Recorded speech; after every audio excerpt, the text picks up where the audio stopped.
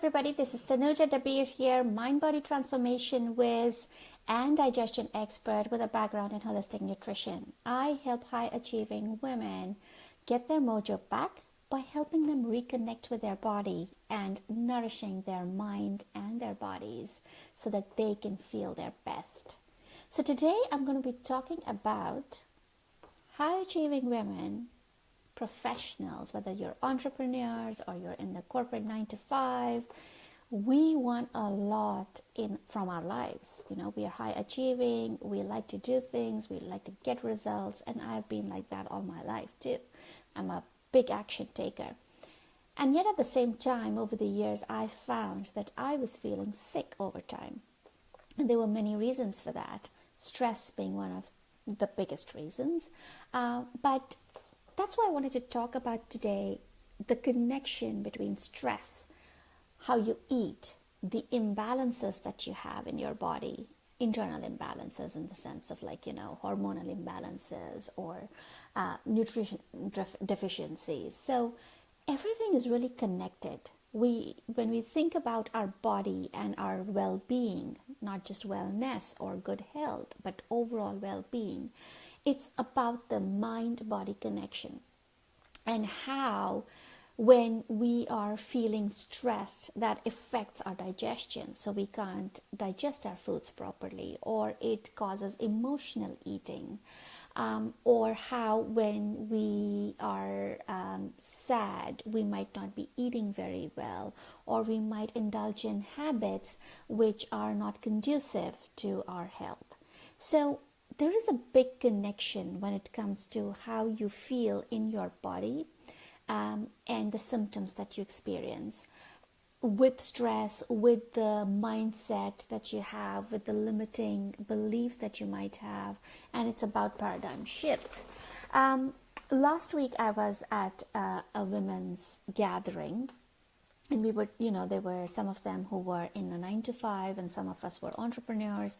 Some of the women there were transitioning from a 9 to 5 to wanting to be entrepreneurs, or they had already started that journey. And there was so many exciting conversations happening, and the common thread with all of them was stress. Whether it was stress of having a tough boss, or that difficult colleague which you had to face every day, and there wasn't much you could do about it, so you were getting frustrated. Or whether it was about not getting enough support from family members at home, or from your close circle when you were wanting to jump into entrepreneurship, and there were these questions and doubts in people's minds. So there was just so many different things that were coming up. And at the same time, with the stress, with all these wishes and desires, these women had symptoms in their body. So somebody was having diarrhea issues. Somebody was saying, oh, I'm a big sugar addict. And somebody else mentioned, I can't sleep at night. I have got insomnia going. These are not separate issues, and that's the whole point of this live stream today, is that these are not separate issues. Your body works as a whole. What your mind thinks, what you feed yourself in terms of food, and how you're feeling, they're all connected, and that shows up as how good you feel about yourself and how healthy you are overall as a person. So how you feel really is more about a larger picture, and there is disease where you're suffering from a certain condition, and then there is dis-ease where your body is not at ease. It's not necessarily a condition or a sickness, but something is out of alignment. Something needs to be fixed, and something is amiss. So there are these distinctions that I want you to start thinking about, and that's the kind of work I do too. Now, when most people come and see me and they become my clients, they're coming to me saying that they have digestive issues. And being a digestion expert, I deal with all sorts of symptoms like diarrhea, like constipation, like irritable bowel syndrome, heartburn, or gas and bloating or cramping. I also specialize in blood sugar imbalances. So whether it is sugar cravings to start with, or insulin resistance, or whether it is diabetes and pre-diabetes. So those are my areas of expertise as well. So whatever, or energy issues, right? Because when we're not digesting our foods properly, when we are bloated and we're feeling, you know, sick in the stomach, or when we have blood sugar imbalances and we are going for sugary treats all the time, we have energy issues. We might experience high energy levels at one point in the day, and then they suddenly crash and you don't know what's going on. So all of these are really tied in. And so when people are coming to me and my clients, tell me about what's going on with them, the way I work is really to understand what's going on in terms of their lifestyle, right? What time do you eat? How much do you eat? What are you eating? So it is about your diet and your lifestyle as a whole. It's not just about, okay, you know what? If you've got gas or bloating or diarrhea, don't eat this, don't eat that, and have this or don't have that. It's never that simple. It's always about figuring out what is the right diet for you, what are the right foods for you, what time you should be eating, how much you should be eating, what you should be avoiding, what you should be including, what are the stresses in your life. Because if you're stressed, your digestion is not working properly, let me tell you that. It's a very energy intensive process. So all your energy when under stress is going to the fight or flight response. It is not going to digestion. And therefore you might feel that heartburn or that unease or that cramping and the bloating. You might be more hungry because you've not digested what you ate. So even if you've eaten a meal but you're stressed, you might still be hungry. And that's when, some people, they tend to overeat when they are under stress, while some people's digestions will shut down so much that they don't even feel hungry, right? So it's all quite connected, and that's what I want you to start noticing about yourself, that when you have symptoms of any sort, what is really going on with the body? What's going on with the surroundings? Is it stress? Are you having a tough time at work? Are you having arguments at home with your spouse or your partner? Are your kids, going through a tough phase and you're supporting them? What is really going on as a big picture? Because that also reflects in how you will respond. Initially when I started my practice and we were purely talking about nutrition and diet stuff, and I realized that a lot of these things were connected with what was happening in people's lives. And sometimes when we say, oh, I couldn't follow the recommendations and do what I was supposed to do because this happened in my family or this happened at work, it is important to recognize that those are your hindrances. So, one of the things when I have a discovery session with somebody who wants to work with me is I ask them, what do you think might be a hindrance to you achieving the results that you want to achieve? And at times we don't think about this. You might just think, oh, lack of time. Well, if you don't carve out the time for yourself when you are feeling sick, then how do you expect to get better, right? So what are your priorities? These are some of the things that you need to start thinking about.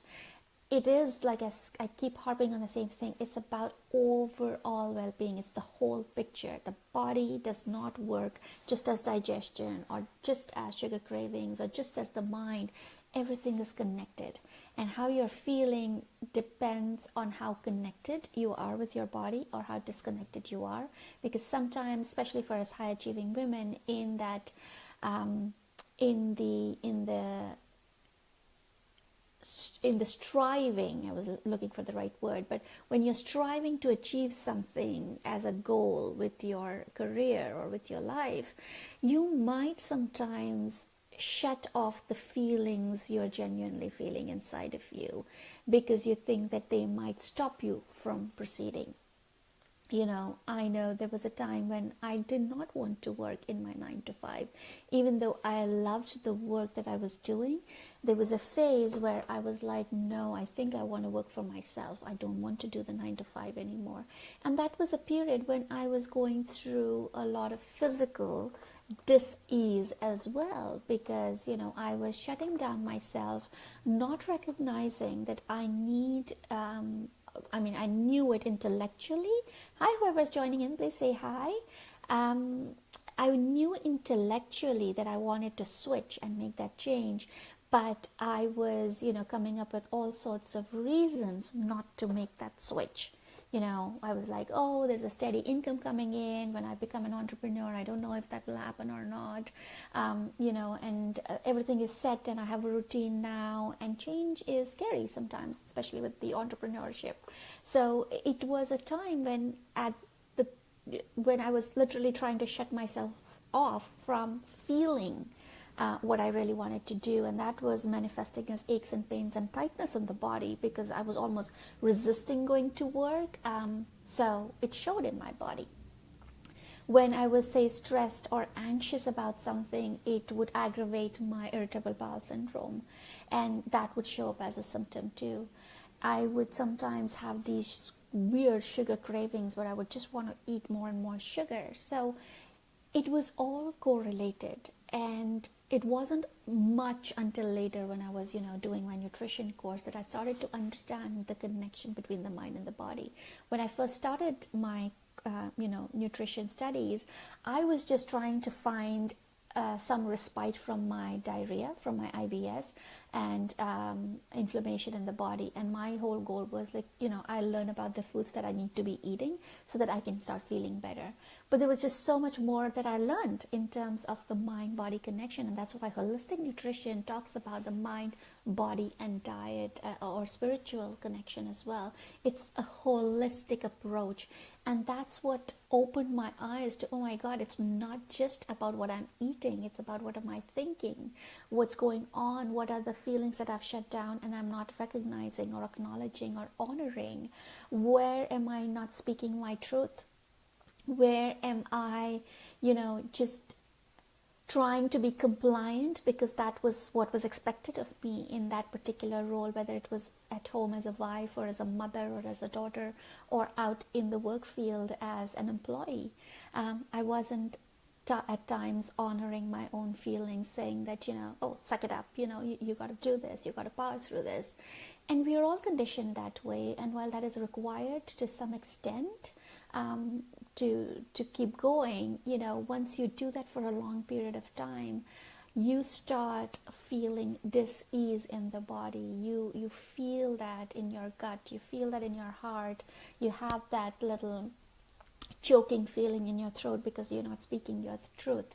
So when it comes to well-being, it's not just about what you're eating. When it comes to well-being, it's about what you're eating, how you're fueling your mind, how you're fueling your body. Both of them are so connected.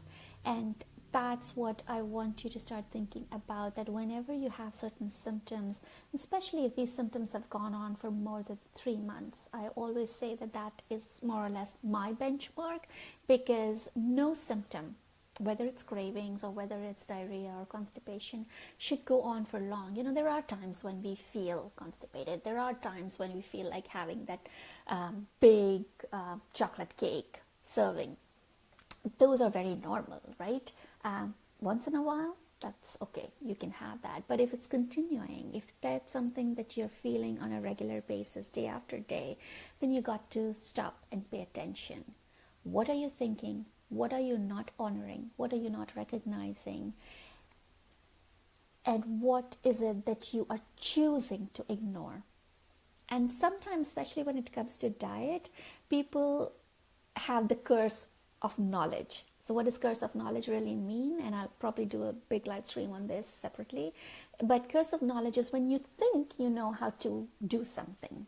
So especially when it comes to eating healthy, a lot of people think they know that, I need to eat more salads, I need to drink more water, I need to cut down on sugar and processed foods, and I need to do this or do that. How many actually do it? because it's so simple to understand, we say, I'll get to it later, right? So it never becomes a priority. So those are some of the things that you got to start paying attention to. And the curse of knowledge also is, it almost hampers your progress in a way. Because if, say, you didn't know anything about anything, that you'd go find the answers or seek the expert and do something about it. But when you have that partial knowledge, or when you think you know something and yet you don't do it, that's a bigger problem than not knowing. So, I recently wrote a blog post about ignorance is not a bliss, but it's a curse. And this was published on Thrive Global. That is one aspect of not having good health, but the other spectrum of it is curse of knowledge too. So there's a lot of things that I've covered in the live stream today, and if you need to go back and listen to the replay, please do so. But I'd love to hear your comments and understand, what is it that you're struggling with? What is it that is going on with your body in terms of your eating habits, in terms of lack of movement, in terms of your thought patterns, and sometimes things that you are ignoring out of choice. It's always a choice, right? When we decide to ignore something and not do, it's a choice. And the choice lies in our hands. We can flip the switch like that, but we need to make that decision. So have you made that decision? What are you ignoring? What are you not acknowledging? And it could be your health. It could be your relationships. It could be the work that you're doing. All of that is affecting your current well-being. So whatever you're feeling right now, whether it's symptoms, physical symptoms, or emotional symptoms, that all goes back to what is it that you're not honoring. And imbalances in the body, so when we talk about blood sugar imbalances and hormonal imbalances, that is, related to the brain processing signals coming from the stimuli, and then giving commands to your hormonal system to release certain hormones. So for example, when you have sugar cravings and you're eating a lot of carbs and sugar, the brain is giving signal to the pancreas to secrete insulin so that it can come and take away the excess sugar in your bloodstream. So the brain is triggering these responses, and over time, when that is not taken care of, the brain can keep giving signals to the pancreas, and eventually the pancreas is just exhausted and it says, well, I can't keep producing insulin at this rate. And that's when you have insulin resistance. You might be pre-diabetic. You might, eventually, if that is ignored too, get diabetes. So what the brain was signaling to the pancreas is an internal imbalance. That's not the internal imbalance. Sorry, the pancreas not able to function properly over time is the imbalance of the body. But the brain was triggering that, and that could be a response to what was going on. So if you were emotionally eating, if you were sad and filling the void with food, then for years and years you could have been doing that, and for years and years the brain was just telling the pancreas, okay, secrete more insulin, more sugar coming your way, try to take it off, because the body wants to be in a state of balance. So the pancreas is now exhausted. So these imbalances also at some level are originating from how you're thinking or what's going on with your life. And then there are nutritional deficiencies, of course, which, where you might be deficient in vitamin B12 or vitamin Bs in general, and therefore feeling low energy. But then why are you not eating in a wholesome manner? Is it the curse of knowledge? Is it ignorance? Do you not know what to eat? Or do you know what to eat, but you're still ignoring it? See what I'm saying? It's so many different things to consider. So that's what I do. That's what, when I'm having the one-on-one coaching and consultations, when I'm having my one-on-ones and coaching sessions with my clients, we are trying to figure out what's going on with your body as a whole. What's going on with your thought processes? What are the imbalances that you have in your body? What are the nutritional deficiencies? And how can we get you back on track? So it's about eating right, it's about fueling your body right, and it's about fueling your mind right. And it can be a very emotional process sometimes. It can be extremely emotional, where we have conversations where there is crying and emotional outpours, but that's needed. That's needed for you to release those emotions which were inside of you and which were holding you back, and that was causing that tightness in the body or that constipation, or it could be anything. Different people have different reactions, or food sensitivities, and gut issues. So many connections there.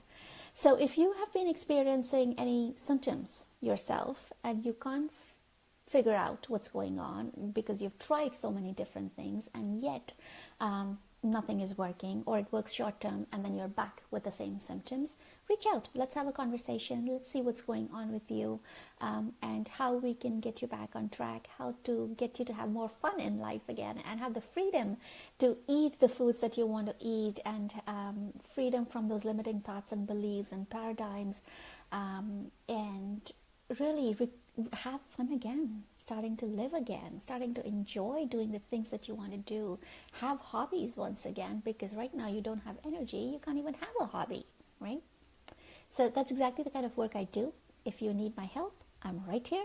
Reach out anytime, PM me, go to my website, sakori.com, book in a free discovery session, and I will be happy to help you in any way I can. So have a great rest of the week, and I'll talk to you soon. Bye. Take care.